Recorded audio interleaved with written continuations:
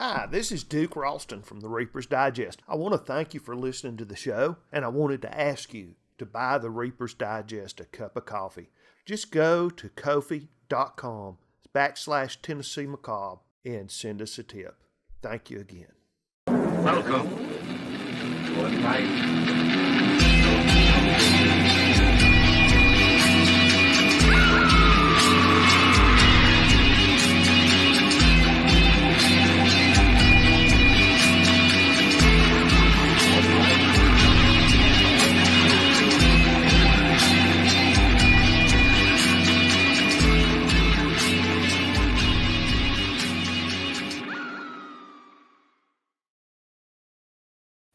Hello and welcome to the Reaper's Digest podcast, the podcast where Duke and I dissect the best and worst in horror, sci-fi, and fantasy. Yes, indeed. I am Blake Ray. And I am Duke Ralston. All right. What are you drinking tonight, Blake? I got me a Redneck Christmas Stout. Redneck Christmas Stout. I am drinking Imperial Peanut Butter Milk Stout. Tailgate Brewing in Nashville. And I have sampled their peanut butter milk stout. I'm not sure what the difference is between Imperial Peanut Butter Milk Stout and Milk Stout, but I really love their peanut butter milk stout. So I'm excited to try this. Well, I think the Imperial is more of a dynasty. Oh, yeah. Yeah. Oh, yeah. It's like a satanic peanut butter cup, baby. There you go. This is pretty good. It's a little stouter than I was expecting. Okay. That's good. That's good. Mm-hmm. This has a very strong peanut butter flavor. Mm-hmm. And then you get that finish from the dark malt. It's very good. That's good. Yeah. That's good. So we got us a barn burner tonight. Yes, we do. Favorite of both you and I. Mm-hmm. What are we talking about tonight? We're going to be talking about the infamous Plan 9 from Outer Space. One of the... In your heart stand the shocking truth. Right? Yes, indeed. Yeah. If this movie doesn't make your skin crawl, you're already dead. Right? That's right.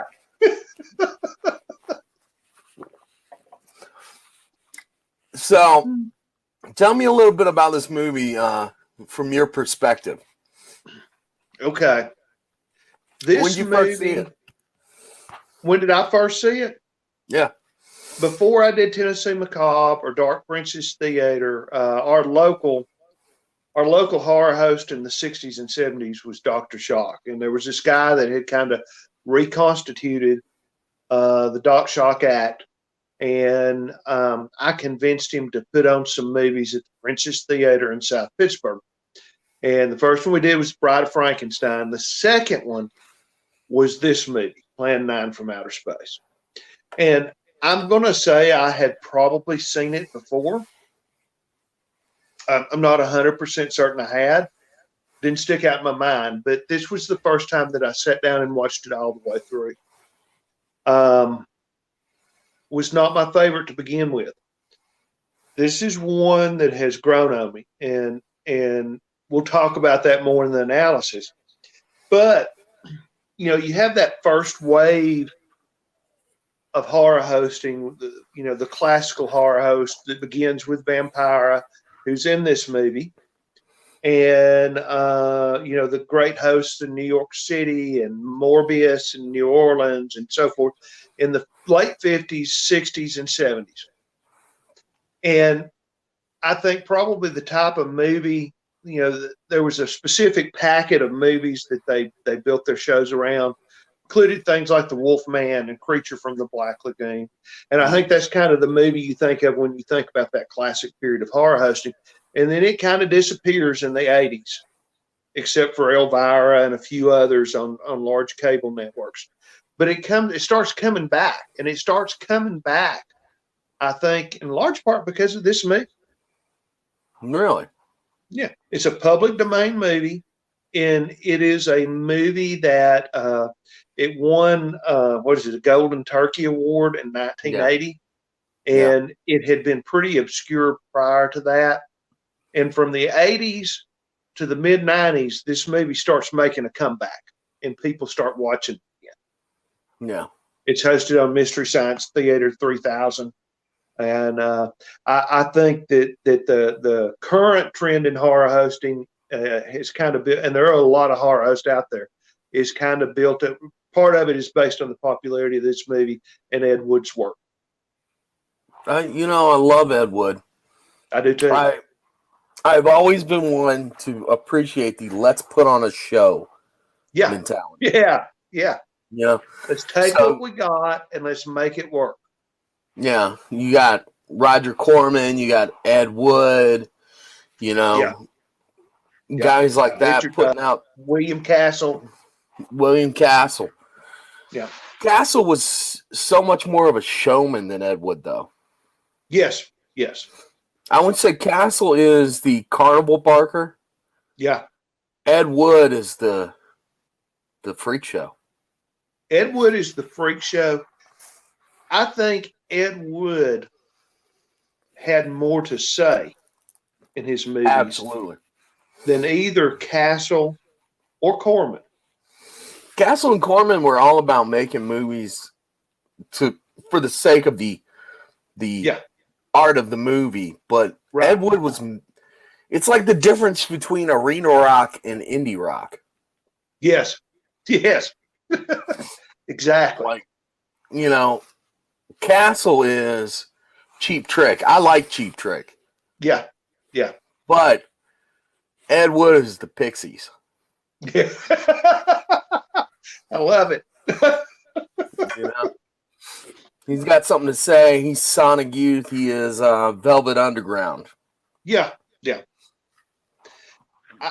I've been thinking a lot about Ed Wood's work, and several of his movies had a message.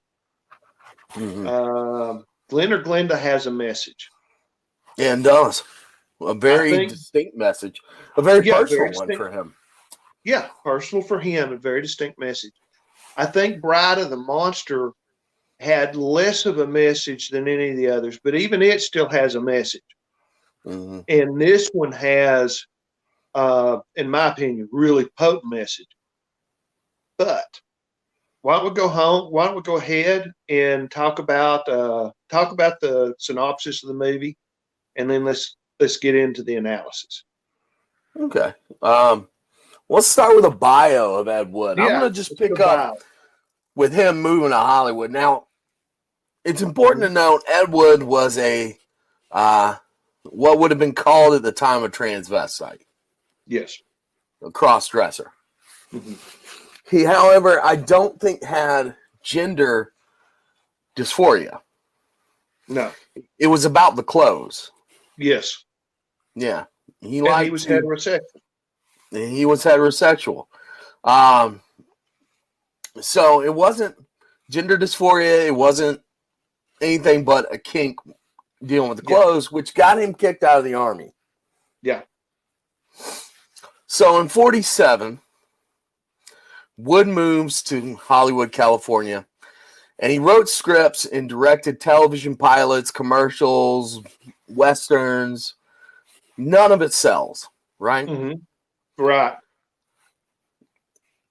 He in 1948 he writes, produces, and directs and stars in The Casual Company, which was a play which was based on his own novel that no one wanted to publish. That was based on his service in the United States Marine Corps. Yes. So it opens in the West Village Playhouse to negative reviews. Yes. All right, so he goes on writing, directing, and starring in a lot of stuff, right? Yeah. Mostly westerns and things like that. He joins the Screen Actors Guild in 1951, works as a stuntman for a little while. Mm-hmm. he starts to use pen names. Yeah.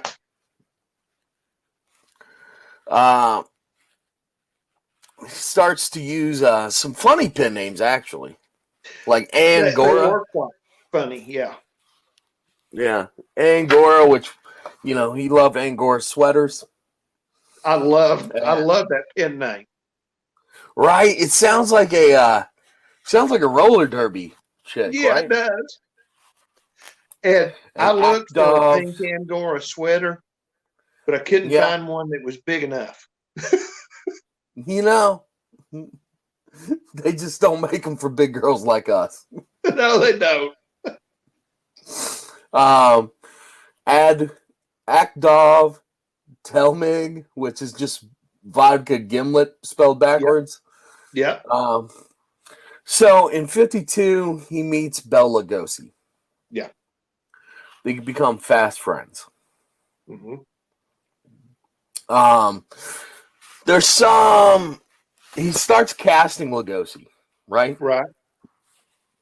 There's some speculation that maybe it was a little exploitative. Yeah. Because Lugosi was dependent on morphine. Yes. And was in poor mental and physical health. Mm-hmm. So by the time 1956 rolls around, Bela Lugosi is fading. Yeah. Physically, right? Yeah. Wood produced, wrote, and directed a science fiction film, Plan 9 from Outer Space, Mm-hmm. Originally titled Grave Robbers from Outer Space, Mm-hmm. which featured Bela Lugosi. Mm-hmm. But Lugosi had actually died before the making of the movie. Yes. They had shot some footage of him in Yes. 55 and 56, Mm-hmm. and then they just sort of added it in. You got Amazing Criswell as the narrator. Anyway, Plan 9 premieres August 15th, 1957 in Hollywood, and later goes into general release in 1959 in Texas and a couple other southern states. It's funny It was how sold. they always turn this stuff loose on Texas. Well, it's a big place. It's a big market. A lot of places to run and hide from a crowd and just watch Plan 9. Yeah. Yeah. So by 1961, they sell it to late night television. It's not part of the original Shock Theater pack, No. but it is sold to late night television. No one picks up the copyright. Right. So it starts to build kind of a cult following. Mm-hmm. From late night horror hosts like you were talking about. Yeah. It receives a Golden Turkey Award as the worst film ever made in 1980. And from there, its reputation is sealed. Yes. I would argue this is not the worst film ever made. Oh, definitely. I've seen worse. Oh, yeah. This is not the worst film Ed Wood ever made. Yeah. Fair. I see you've got a guest host over your shoulder. Yes, I do. This is the podcasting cat, George. There you go. You always ride shotgun. You just don't usually see him because this time I was silly enough to put a chair close behind me. So, you want me to sizzle the movie for you? Yeah, please do. All right. So, starts with Criswell narrating. Mm-hmm. And he's talking about how the events of the future are going to affect us in the future. He says future about 14 times. He does. But it starts off with the death of an old man. Yeah. Or his wife, rather. Mm-hmm.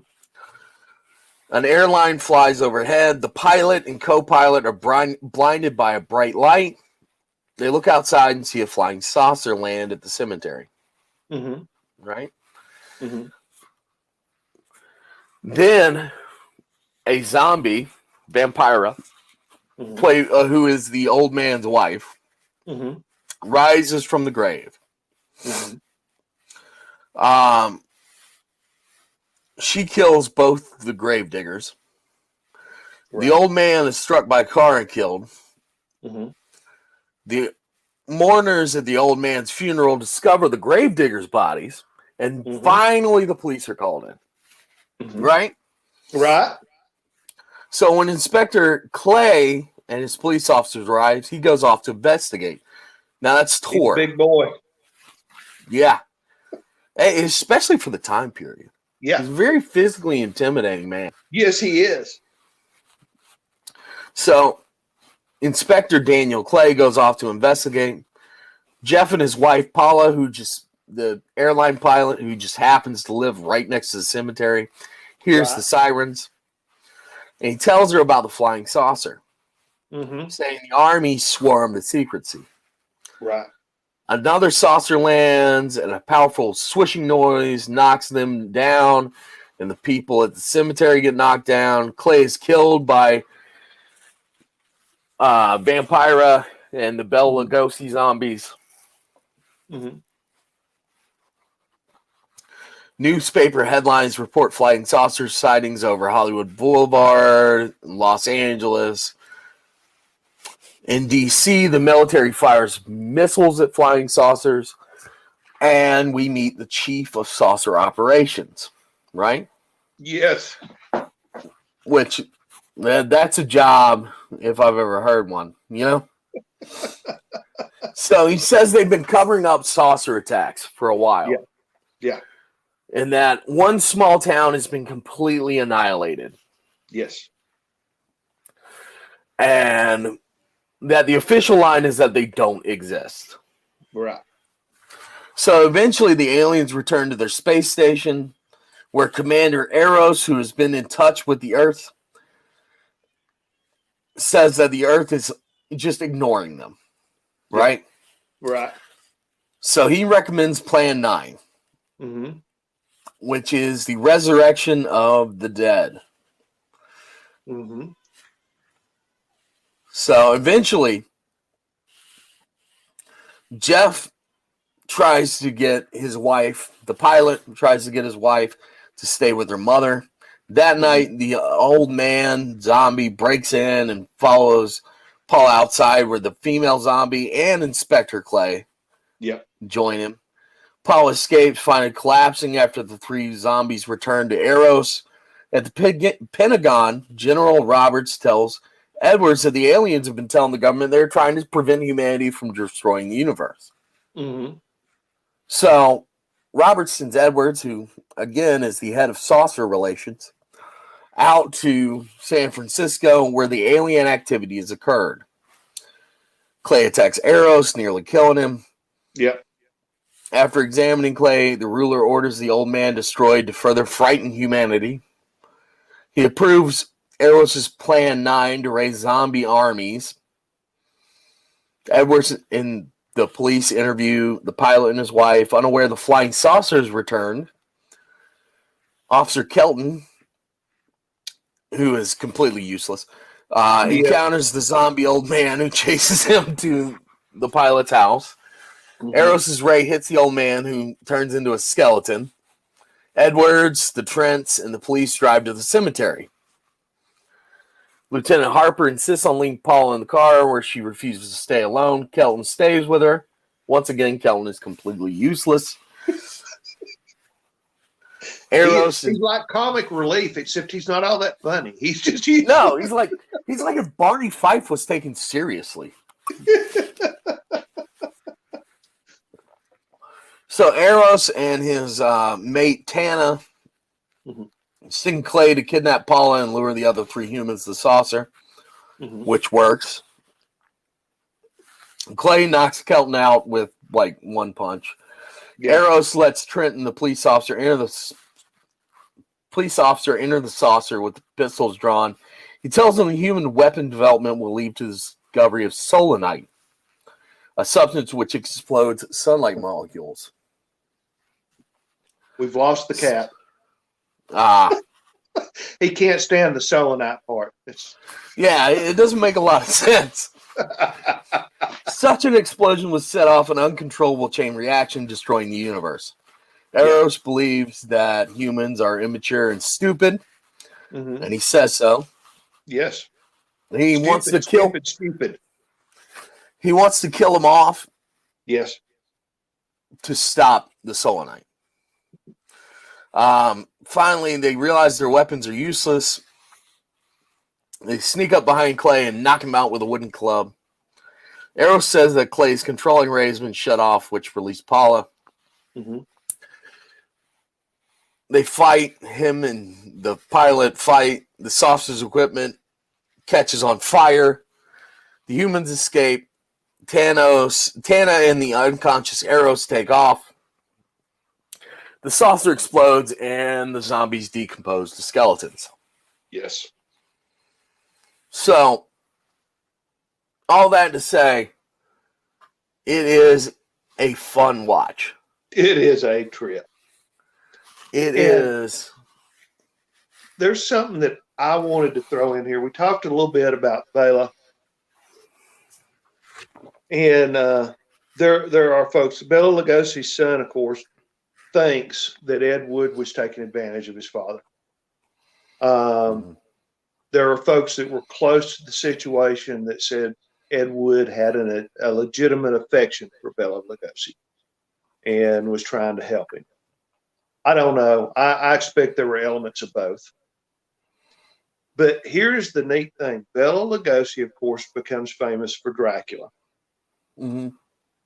But the next year, he shoots a movie called White Zombie, which is actually an incredibly influential movie on the horror industry. More influential, I think, than Dracula was. Mm-hmm. And throughout the 30s, Bela Lugosi is in, I think, 6 serials, some of which are quite famous on their own. He's in The Werewolf. He's in Frankenstein. Bela Lugosi is a who's who of the first almost 30 years of horror. Mm-hmm. And his last act, well, not really his last act. He didn't know he was going to be participating in this movie. But he participated in this movie, which is now every bit as famous as Dracula and White Zombie. Mm-hmm. So this is kind of I think it's kind of neat that Bela is a force to be reckoned with, even just a few days after he died. I think so. Yeah. It's hard to ascribe an intention to other people. Yeah, it is. But knowing what I know about Ed Wood's biography, I don't think he would take advantage of somebody. I don't think so either. I think he genuinely probably had a relationship with Bela Lugosi where Bela was going, yeah, I'll be in your movie. Yeah, I think he did too. And I think there was some hero worship on the part of Ed Wood. I think so. I mean, if Bela Lugosi were alive and walked in here, I can't imagine. I mean, it has to be hero worship, So yeah, I think it was. I come down on the same side that Ed Wood had legitimate affection for Bela Lugosi. Yeah, I think so. So let's get into picking this thing apart. Let's do. What do you think the major theme is here? Okay. For me, here is a huge theme. In 1957, it's 3 years before the Eisenhower administration point. J. Edgar Hoover is head of FBI. Speaking of famous cross-dressers. Yes. When you made a horror movie or a sci-fi movie, there's a formula. And it has one or more of these elements. It has some basically good teenagers that have race cars, drag cars. and they work with law enforcement or government scientists or maybe the military to fight against whatever the monster is. And through the efforts of these good, upstanding American youth and the United States government and the United States military and police, law enforcement, this monster is defeated. And I always think about the end of the Blob, where there's no government involvement till the very end, and you see that Chinook helicopter carrying the Blob to the North Pole, and it almost elevates the United States government to the status of a god. Yeah. This movie, Ed Wood says that the government knows about the UFOs. That every time you see a fire or you see a flood or you see an earthquake, it may actually have been an alien attack that the United States government is covering up. Yeah. And causing. Mm-hmm. It's very ambiguous because the head of the saucer division says that we tried to befriend the aliens first and they attacked us. But the aliens say they came here to communicate with us and we attacked them. So I tend to come down on the fact that we're supposed to believe that the government actually attacked the aliens first. I think so. And at the end of it, who were the good guys? I mean, the aliens are trying to prevent the destruction of the universe. This is very true. But so you they're would trying not to do it have by a film that was this anti-government that I can think of. This is the first one I know of. And you wouldn't have another one until Dr. Strangelove in 1965. Yeah. And even in ways, Dr. Strangelove is not as subversive as this is.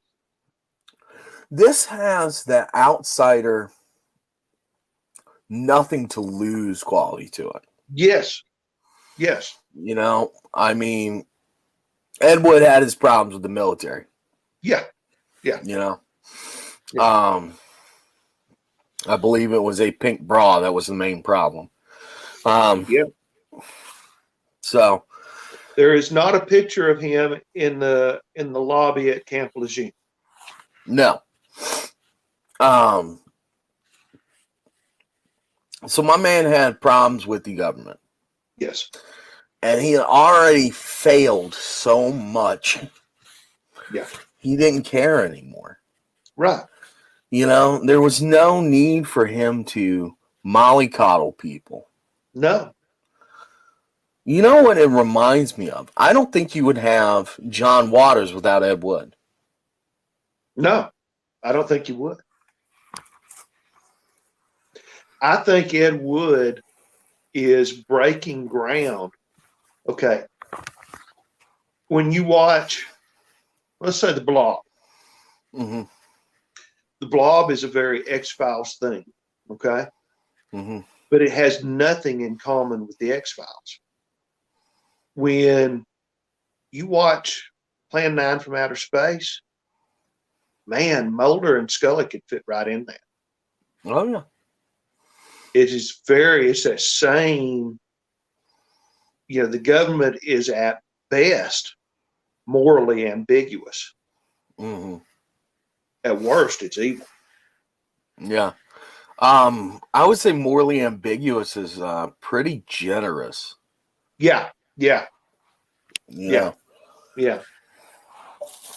So it is, and that is so far ahead of its time. Mm-hmm. You won't begin to see that widespread until the late 60s and early 70s. Yeah, when distrust of the government becomes kind of it becomes much more, you know, Nixon administration, it becomes, you know, it becomes much more widespread. Yeah. And you don't, but even at that, you don't see it as blatant really until the X-Files. Yeah. You know, You do see it in like outsider art, though. Yes, yes, You yes, know, when you definitely. watch like, so when we're talking about B movies, right? Hmm. The technical definition of a B movie Hmm. is a movie. Often they were shot as the B project on a set. Right.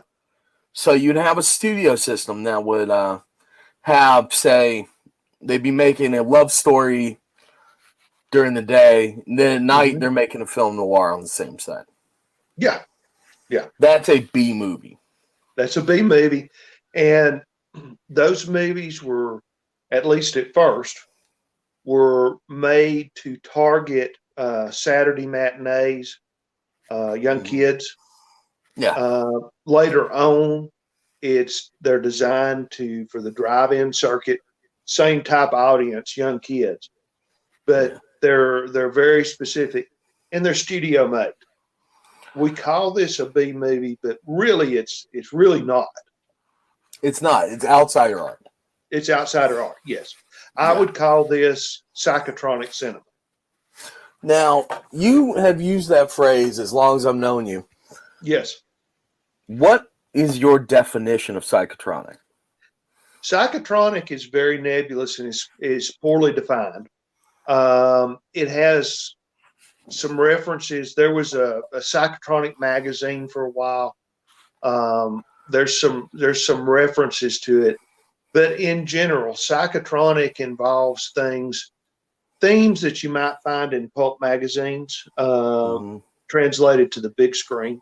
So karate movies, spy movies, a lot of horror movies. Uh, Definitely the Mexican movies with the luchadors, the wrestlers in them. Um, Tends to be a lot of rock and roll involved with psychotronic movies. Mm-hmm. Um, that's not, I haven't hit everything in it, but that is kind of the ballpark of psychotronic cinema. Most of it tends to be outsider art. Although I would argue that psychotronic cinema starts to become really popular.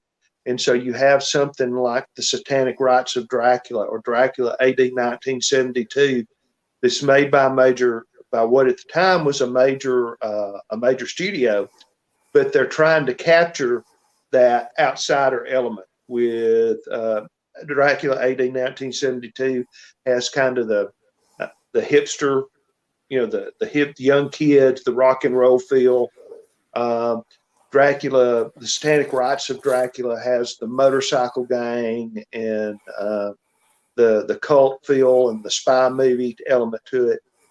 Mm-hmm. So that would be as close as I can get to a definition of psychotronic cinema. So it's kind of like punk rock. You don't necessarily know what it It is is, punk but you rock. know when you hear it. Yeah, it's punk rock cinema, and Yeah. and punk rock and rockabilly go hand in hand with it a lot of times. So Yeah. yeah, Yeah. Well, lowbrow art. yeah, yeah, It's kind of like the in vogueness of tattoo art. yes, You know, exactly. yeah, you can slap it on t-shirts, but nothing beats the feeling of going into a parlor. That's right.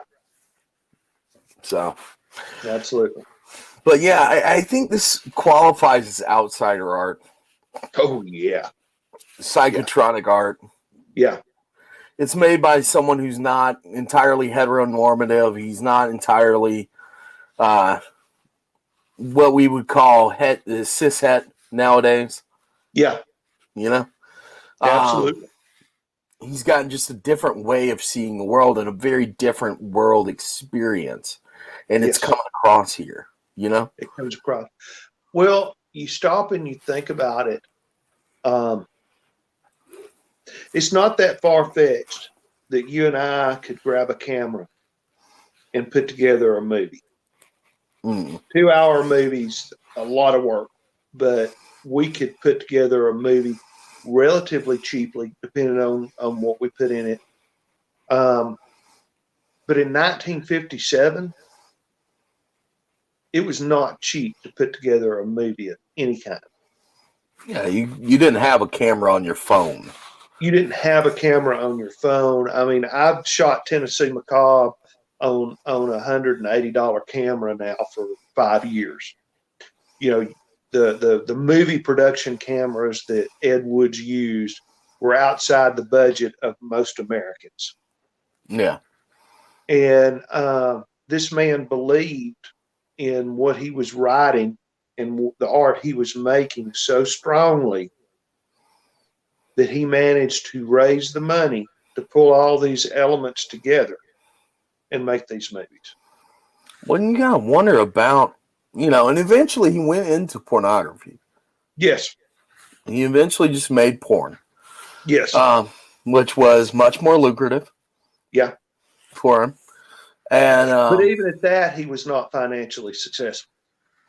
No, because he was still weird. Orgy of the Dead is a weird movie. Yes. It's very weird porn. Yeah, I've seen it. Yeah. It was an experience. Yes.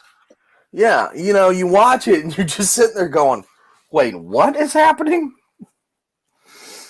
Well, the first time that I watched it, I turned it on and I thought, oh, here's an Ed Wood horror movie I haven't seen. Yeah. Had no idea it was porn. Yeah. And I thought, and it sneaks right up on you, doesn't it? Yes, it does. It does. Yeah. You're like, okay. Okay. Now I see what he's going for here. Yeah. It's weird because I think pornography and horror have a very basic sort of affinity for each other. Yes. Yes. Because they are playing on base primal bodily reactions. Yes. Yes. To cinema. And one of the things arousal or fear.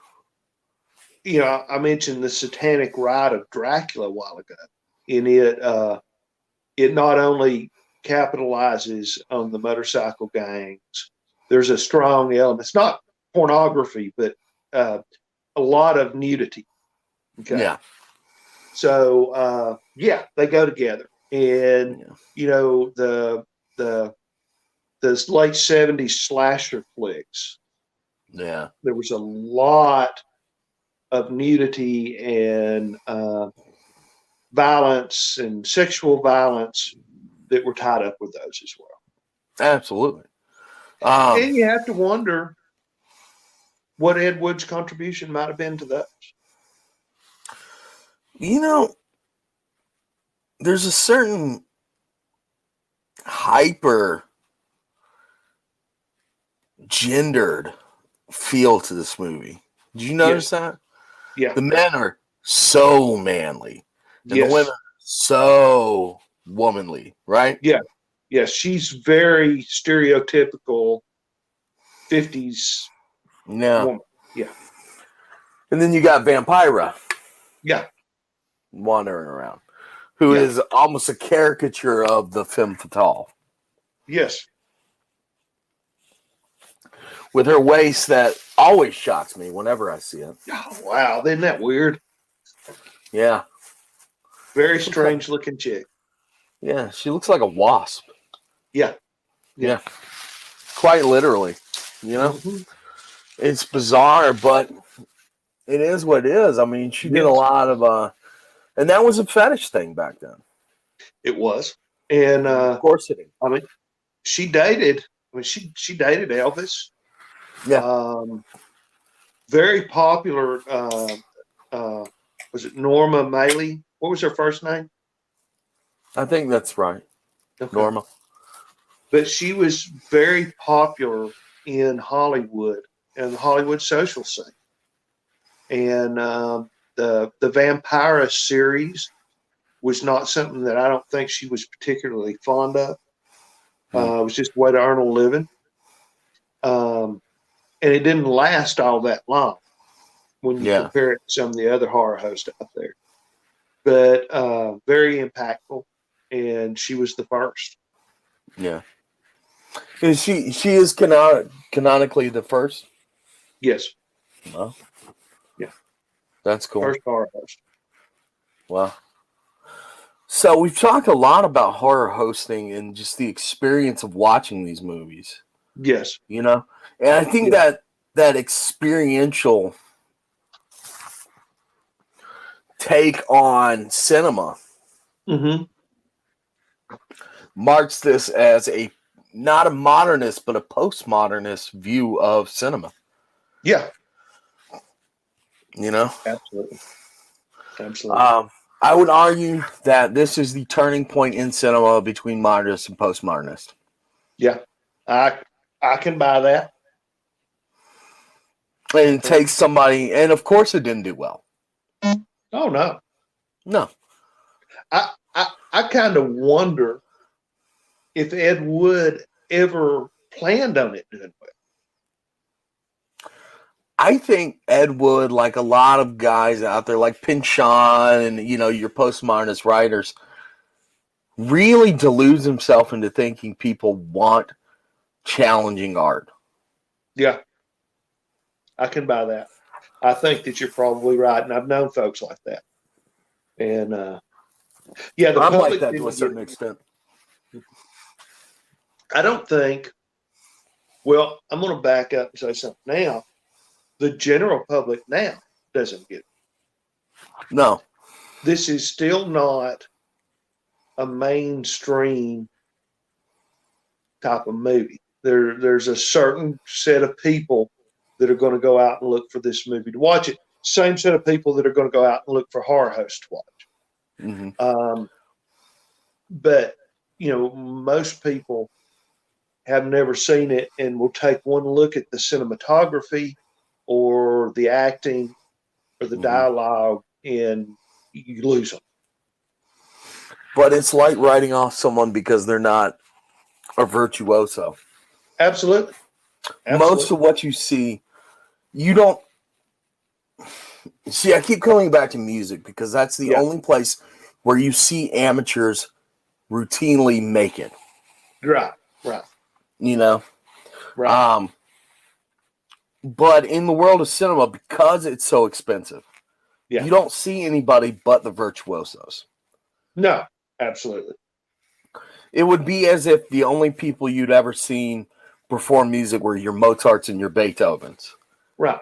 And then you hear somebody playing piano in a juke joint and you go, well, that's terrible. No, it's just different. And that's exactly what happens. They look at it and what they don't realize is that the message that's there's more of a message there than, I have seen hundreds, maybe thousands of movies that had less of a message than Plan 9 from Outer Space. I would absolutely agree with you. I've seen tons. You can teach people how to make a movie. You can't teach them to have something to say. That is well said. That is very well said. And that's right. There's a lot of stuff out there that I just really can't sit through. And I can watch Plan 9 over and over again. Like I think I told you before we got on, Tennessee Macabre has hosted it twice. I hosted it once with Shock Theater. It's something you just keep coming back to and keep watching. I think the replay value, I've watched this no less than 7 times. Mm-hmm. I own it. Yeah. And I go back to it every couple of years or whenever I meet somebody who's getting into psychotronic or lowbrow art, and I go, have you seen Plan 9? Yeah. Because it's a must-see. It's a must-see. And every time I see it, the first time I saw it, I'm like, oh my gosh, look at those flying saucers. That's what everybody does, But then you start to tease out a little bit of I think the first thing that came to me was, okay, cinematography aside, this movie is definitely different than anything else we watched from the period. Absolutely. There's nothing that compares. And there's a lot of really well shot science fiction and horror from the period that I've watched,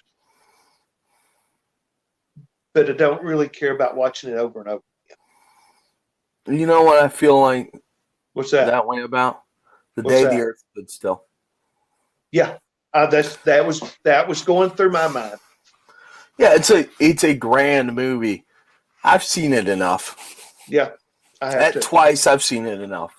Yeah, it was influential. We acknowledge the influence. It was, it was making a statement. It was making a statement about the popularity of UFOs in the United States. But honestly, I think this movie makes more of a statement about the popularity of UFOs in the United States in the 1950s, because this is a much more unabashed view. Mm-hmm. And it's a much more truthful view. Yeah. Than the Day the Earth Also, Stood Still. it's just more fun. It's more fun, yeah. Yeah. The Day the Earth Stood Still, it's all right. It's a great movie. Don't get me wrong. Right. Well, it's not any fun to watch, though. It's not any fun to watch. And this is something we haven't really talked about. In the 1950s, you have people who are coming forward and saying, I have seen a UFO.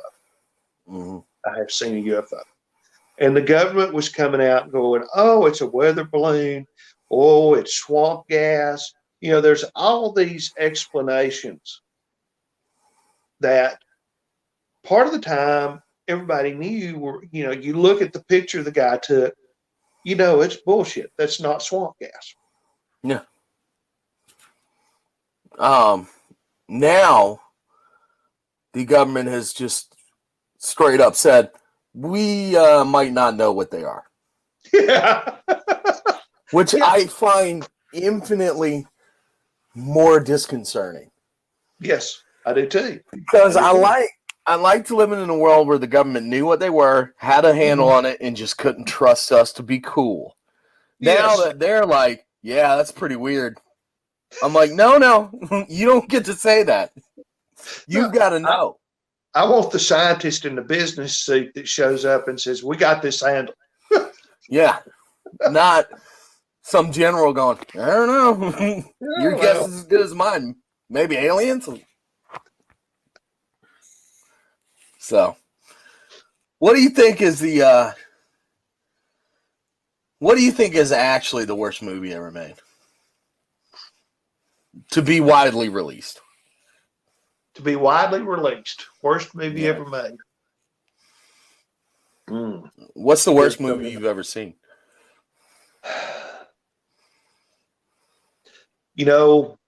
I am going to catch grief for this because it is a classic and people love it. But there's two movies that I would rather drill a hole in my foot than watch. One of them is Dr. Zhivago. Oh. The other is Lawrence of Arabia. Both roundly unwatchable. Roundly unwatchable. And, give me waterboarding. I'll do 2.5 hours of waterboarding. Just don't make me watch that. Okay? Yeah. What about you? That's pretty good. Worst movie I've ever seen?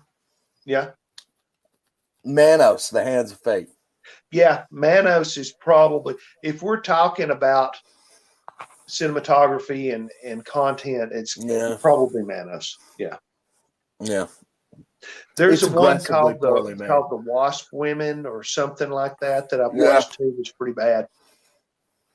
I own that one. Yeah. Yeah. I used to put it on at parties to clear them out. That'll do it. Yeah. That or a gym called Barely Legal Lesbian Vampires. Yes. Which the only thing barely legal was their immigration status. I promise you Yeah. that. Yeah, that was pretty bad too. Up there is the German movie Plankton. Now, I've never seen that one. I've heard of it. It is disgusting. Okay. Yeah, it actually made me physically ill. Okay. Yeah, so watch with caution. Okay. About the scene where the woman gives birth to fish eggs, I was like, no, I'm good. I really wish I hadn't seen that. I wish I hadn't seen that. So, well, I think that's about it for Plan 9. I think so. Yeah. I think so. I would just okay. You want to give it a final my man, thought? Poor Johnson here. Oh gosh, love him. 300 pounds. I think he was like actually closer to 400 pounds.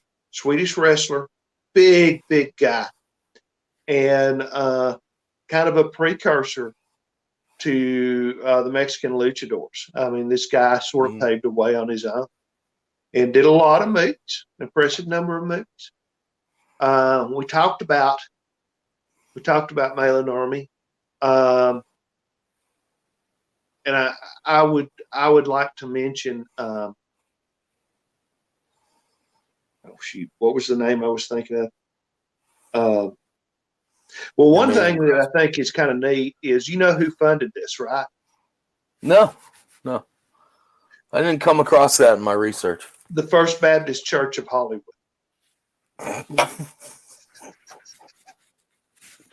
I wasn't ready for that. Convinced them that the way to fund a religious documentary was to have a successful science fiction film.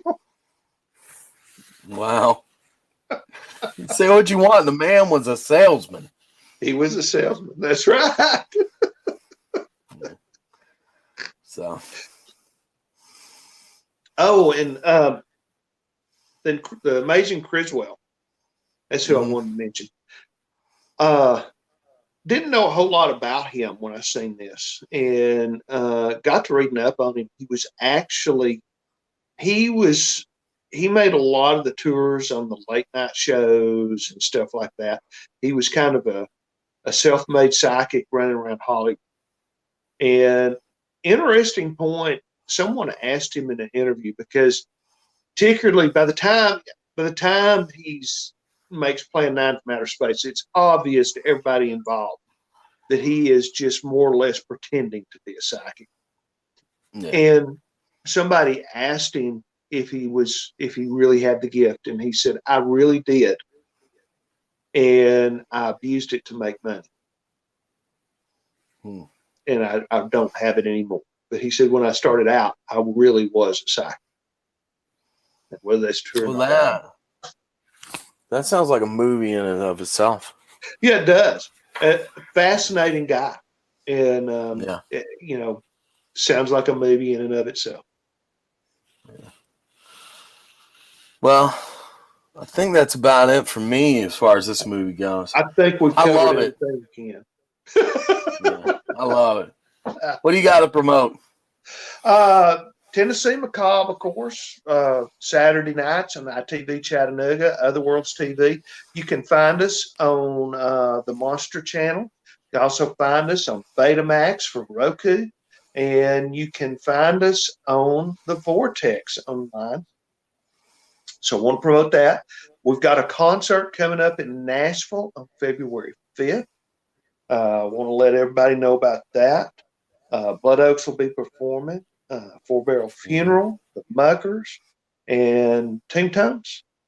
So we're going to have a lot of fun. It's going to be a heck of a night. So if you're in the Nashville area, can get to the Nashville area, or know somebody you can stay with in the Nashville area, you got to come out and see that concert. Yeah. We'll look into some way to stream it live for y'all too. Yes. For all of you who can't make it. That's right. So, all right. Well, until next time, take care of yourselves. Bye-bye.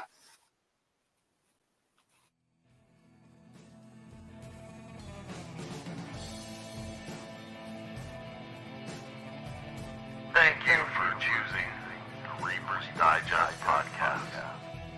Like and subscribe. Recommend us to your friends. Check us out on all social media outlets. We'll see you next time.